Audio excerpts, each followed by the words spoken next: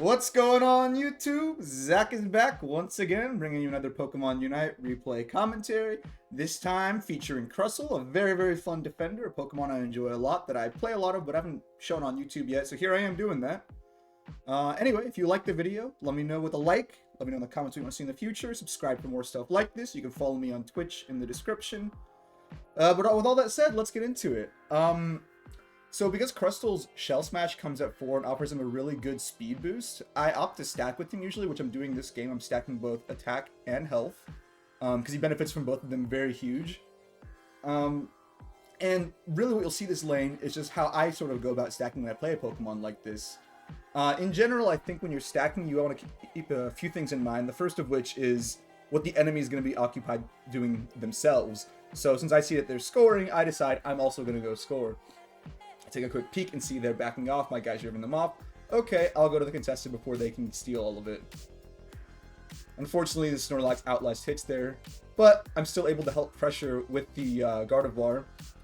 The defense boost I get from my passive allows me to tank the Garchomp effectively.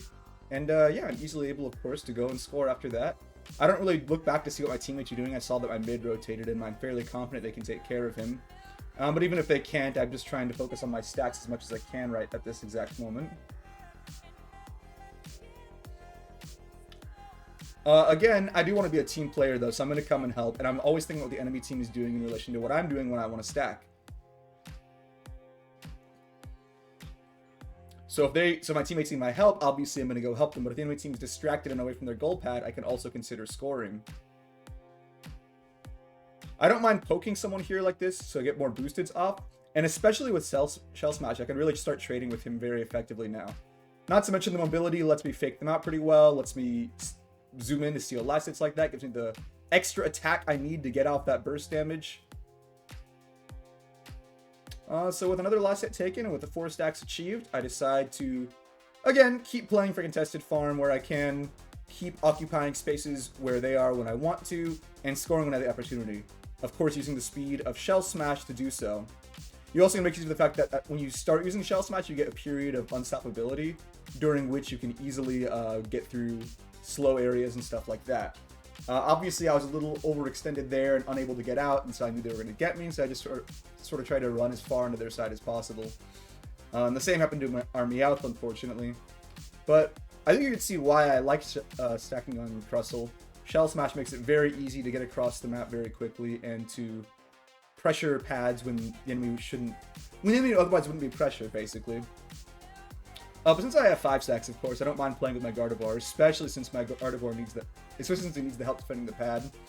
And yeah, with the Meowth gank, we're easily able to take him out, and I'm able to get my last stack. And as you can see with the speed boost, I'm easily able to get to the slow area, as mentioned before. We don't get any overcap here, which is usually not great, but seeing as we have objectives to do, I decided it's probably fine, and decided to help the Meowth here.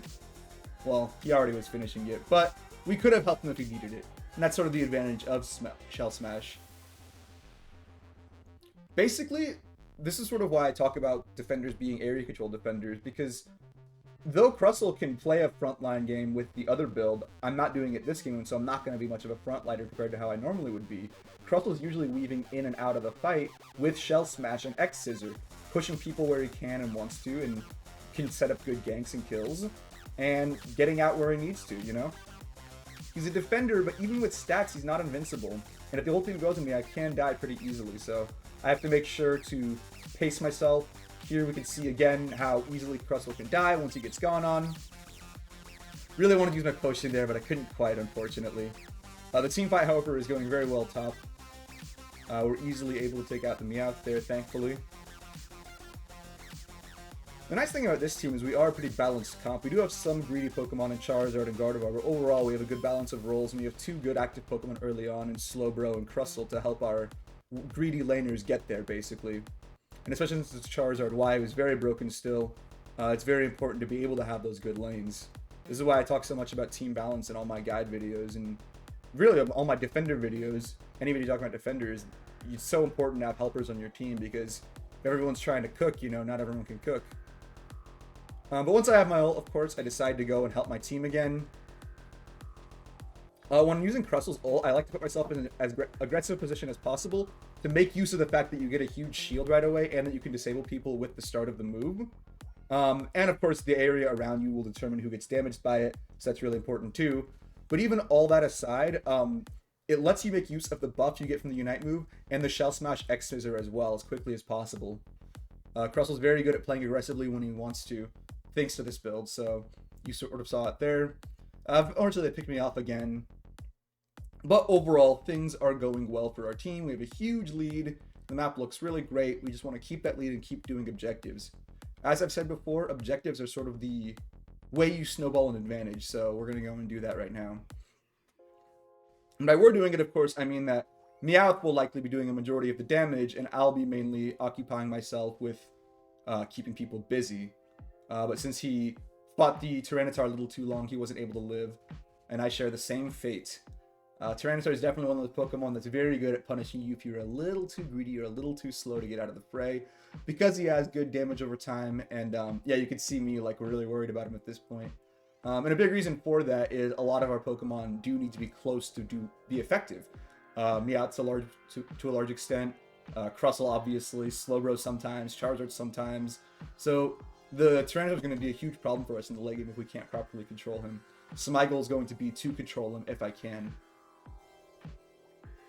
But with Shell Smash, I'm easily able to cut across and check all these bushes, so that's exactly what I'll do. I'll take aggressive defensive positioning on their side, and just get whoever I can with this X Scissor. I tried to get him against the corner there, but he walked away. I read the angle wrong on where he was going to go. But nonetheless, I'm still able to easily keep them out long enough for my team to get the objective.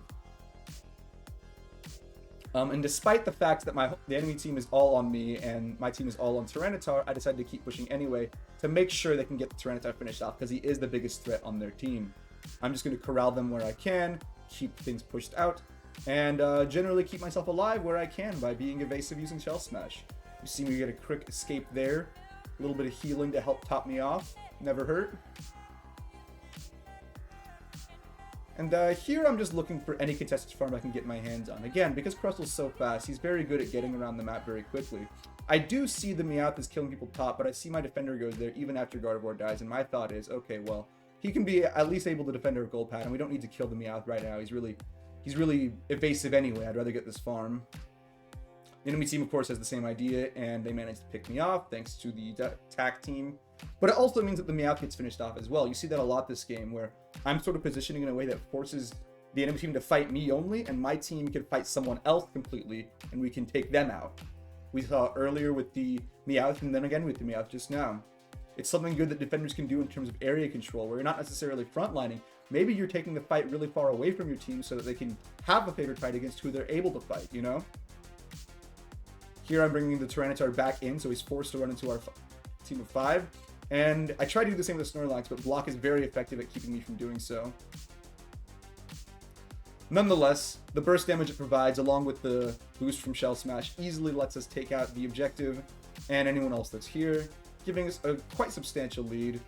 It's usually convenient to be able to be at full HP as a defender going into the final fight, but given that my ult is almost off cooldown and my team's all here and the timing's not really right, I decide to just come in anyway, and I get a good X Scissor into my ult to stun the Meowth, and that allows the Slowbro to stun him as well.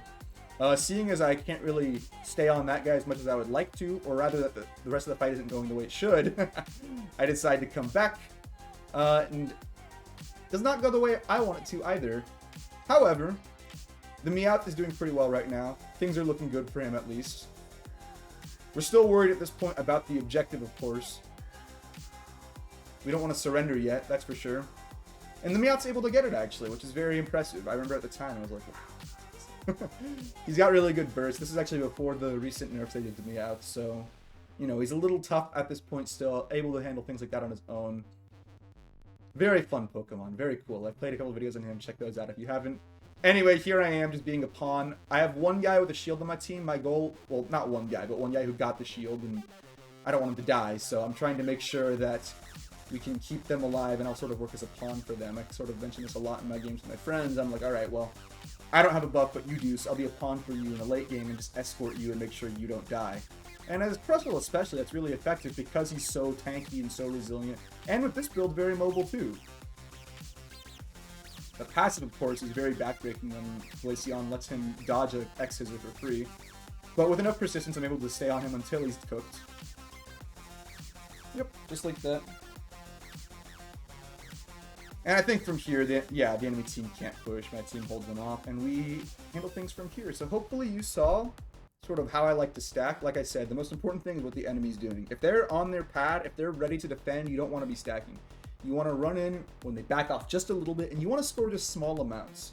You'll probably recall that a lot of the points I scored at that point were just like 1, 2, 3, 4, 5, just for stacking's sake. And it's sort of how you want to be stacking. If you have more than 5, it's generally a little more difficult to score. And if they have the right Pokemon, they can actually stop you entirely from scoring with anything past 5. So, like I said, hopefully this video did a good job of showing sort of how to stack, why I like to stack, how to accomplish it in a Pokemon like CRUSTLE, and what it gives for you. It gives you a lot of damage as a defender, and you tank a lot too. This is a really good game for CRUSTLE, and shows off the strengths of the Pokemon and the strengths of stacking. But yeah, that'll be it. Thank you all so much for watching. I really appreciate you all. Thank you for your support. Let me know in the comments how you like to stack, what you like about stacking, what you like about CRUSTLE. Just anything at all you want to tell me. You know, I like when you guys comment. I like engaging with my audience. Anyway, hope you all enjoyed this fantastic video. Hope you have a great day. Peace.